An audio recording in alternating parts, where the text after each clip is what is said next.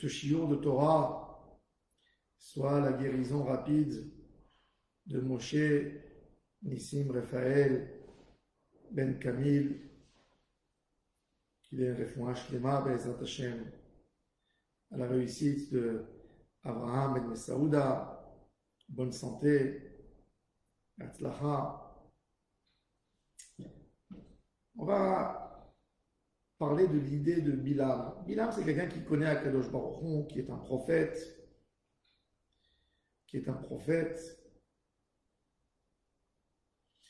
mais qui va faire tout contre Dieu. Pour de l'argent, il va inciter Balak et les princes de Midian de faire de l'adultère pour faire piéger le peuple d'Israël dans les fautes de l'adultère. Tout ça pour recevoir de l'argent. En fin de compte, il va mourir comme un chien, excusez-moi sur l'expression, dans le champ de bataille. Il ne va rien recevoir de tout ce qu'il espérait recevoir. Comment est-ce possible que ce grand Bilam, qui connaît la dimension divine d'Hachem, qui connaît Hachem dans sa grandeur, dans sa splendeur, et qui connaît aussi d'autres côtés de Dieu, comment Dieu punit les fauteurs.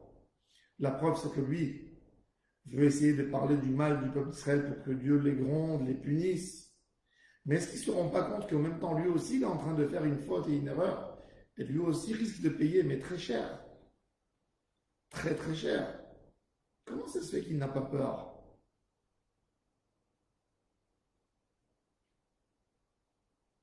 Les Baalei Moussar nous disent une idée énorme, mais qui est fondamentale pour la vie de l'homme.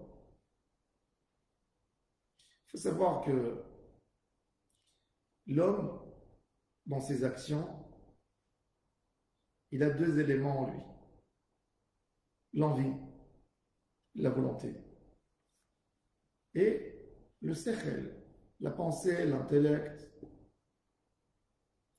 L'envie de l'homme ne fait aucune distinction entre le mauvais et le bon.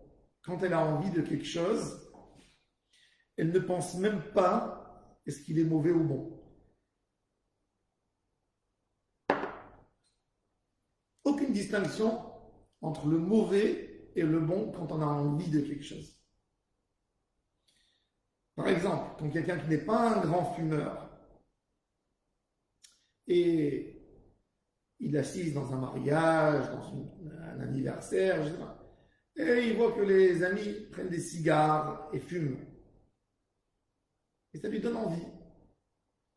Pensez-vous que dans la minute qu'on passe avec le plat où il y a les cigares, est-ce que cet homme pense c'est dangereux pour la santé?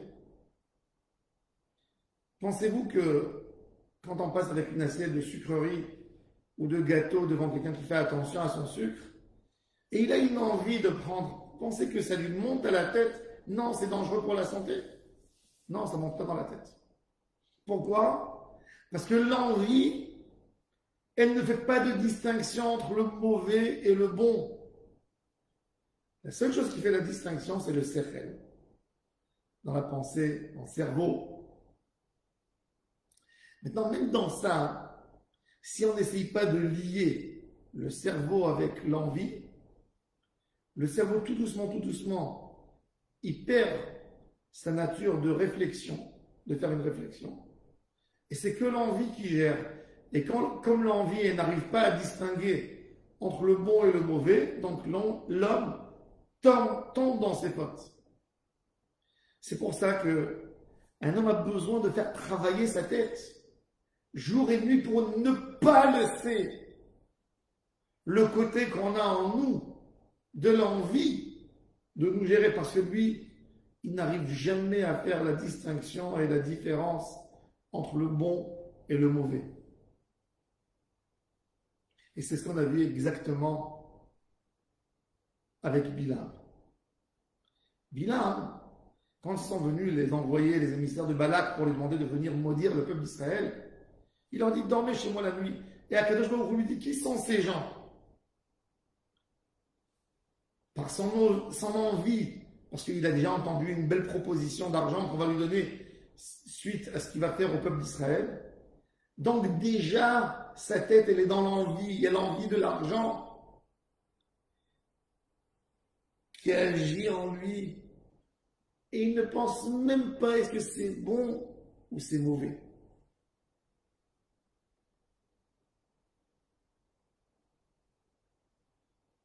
Et c'est pour ça qu'il tombe.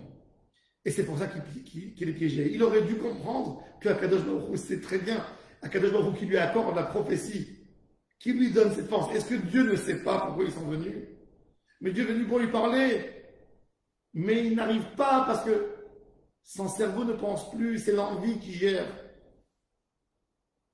Si l'homme, par sa sagesse, il arrive à diminuer la force de la volonté qu'il y a en lui, de la tentation quand il est tenté, il peut être très grand, énorme en sagesse, parce que sa sagesse, c'est elle qui dominera toutes ses actions et pas ses envies et pas sa volonté qui dominera son corps. Tout homme qui veut avoir un vrai succès dans sa vie de Torah, un vrai succès dans son quotidien de tous les jours, c'est de savoir trois choses, trois bases, trois règles pour toute la vie. Première, de penser toujours avec son cerveau et avec sa sagesse si les choses qu'il fait sont bonnes ou sont pas bonnes. Deuxième chose, c'est de s'habituer à se comporter dans des bonnes midotes, des choses qui ne gênent pas la société, des choses qui sont bonnes pour moi et pour les gens qui m'entourent. Et troisième, c'est de lier mon cerveau, ma sagesse à mes envies. Et de voir, est-ce que mes envies ne font pas du mal? Et avec la sagesse, j'arrive à comprendre, est-ce que l'envie est bonne ou est mauvaise? Ce qui manquait à Bilam, c'est la liaison entre sa sagesse et ses envies. Il n'a pas su lier entre les deux et il avait fait que son envie à le maîtriser. Son envie il avait une jalousie folle du peuple d'Israël. Il avait une haine jurée contre le peuple d'Israël. Il se lève le matin, lui, pour chevaucher son âne. Il laisse personne parce qu'il a envie tellement d'aller vite pour les maudire.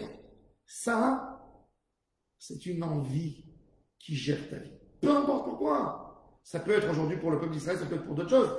Quelqu'un qui a tellement envie de faire du mal et de rendre et de se venger de quelqu'un qui ne pense plus à rien. Mais en fin de compte, ça va lui porter de très lourdes conséquences sur lui. C'est ce qu'on dit dans le Alenu les Shaber tous les jours. On cite ce pasouk. Viadata hayom va'ashevota elevavecha ki Adonai hu Elohim. La Yedia, c'est la connaissance divine. C'est une idée très claire.